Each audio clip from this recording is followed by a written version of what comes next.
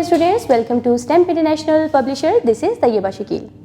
प्यारे बच्चों, हमने शुरू किया हुआ था चैप्टर 7 मिक्सचर को, जिसमें अब तक हमने मिक्सचर का इंट्रोडक्शन पढ़ा और मिक्सचर के टाइप्स को स्टडी किया।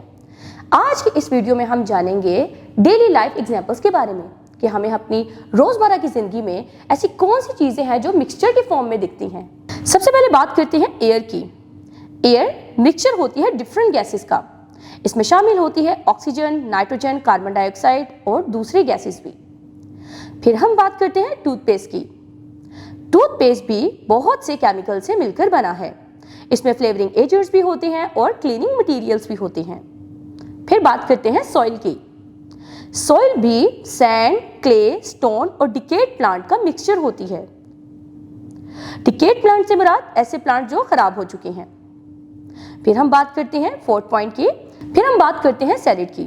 सैलेड एक ऐसा मिक्सचर होता है जिसमें आपको डिफरेंट इंग्रेडिएंट्स देखने को मिलते हैं।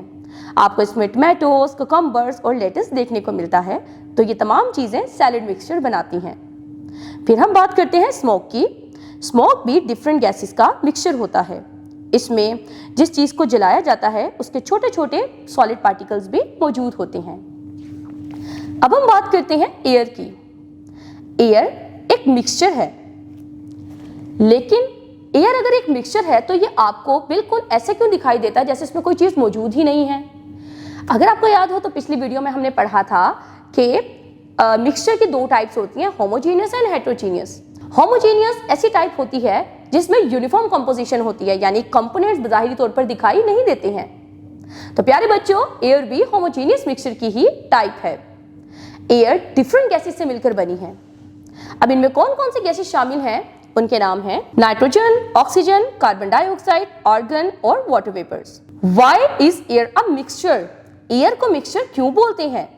क्योंकि it is made up of different gases, क्योंकि ये मुख्तलिफ गैसेस से मिलकर बनी है। The gases are not chemically combined. अब जिन जिन गैसेस से ये मिलकर बनी है, नाइट्रोजन, ऑक्सीजन, कार्बन डाइऑक्साइड, ये एयर में जस्ट फिजिकली पड़े हुए हैं। ये आपस में रिएक्शन नहीं कर रहे, रिएक्शन करके कोई नई चीज नहीं बना रहे, और यही तो मिक्सचर की प्रॉपर्टी थी। फिर थर्ड पॉइंट देखते हैं, each gas retain its own property. हर गैस की अपनी एक खुद की प्रॉपर्टी होती है। ऑक्सीजन अगर एयर में मौजूद है तो उसकी ऑक्सीजन वाली ही प्रॉपर्टी होगी। हाइड्रोजन की अपनी प्रॉपर्टी होगी, कार्बन डाइऑक्साइड की अपनी प्रॉपर्टी होगी, आर्गन की अपनी प्रॉपर्टी होगी। यानी मिक्सचर में जो कंपोनेंट्स मौजूद हैं वो अपनी प्रॉपर्टी को रिटेन कर रहे हैं, मिक्सचर वाली प्रॉपर्टी इख्तियार नहीं कर रहे, क्योंकि मिक्सचर की अपनी खुद की कोई प्रॉपर्टी नहीं होती। जिन कंपोनेंट से वो मिलकर बनता है बेसिकली उन्हीं की प्रॉपर्टी को वो अलग-अलग शो करवाता है। The proportion of each gas can very. अब मिक्सचर में मौजूदा जो गैसेस होती हैं वो वेरी कर सकती हैं। कोई गैस ज्यादा हो सकती है, कोई गैस कम हो सकती है। यानी इनकी, क्योंकि हमने बात किया था कि मिक्सचर की फिक्स कंपोजिशन नहीं होती, तो एयर जिन गैसेस से मिलकर बनती है उनकी भी फिक्स कंपोजिशन नहीं होती। The gases can be separated by physical methods. जी बच्चों, ये तो बड़ी इंटरेस्टिंग इंफॉर्मेशन है।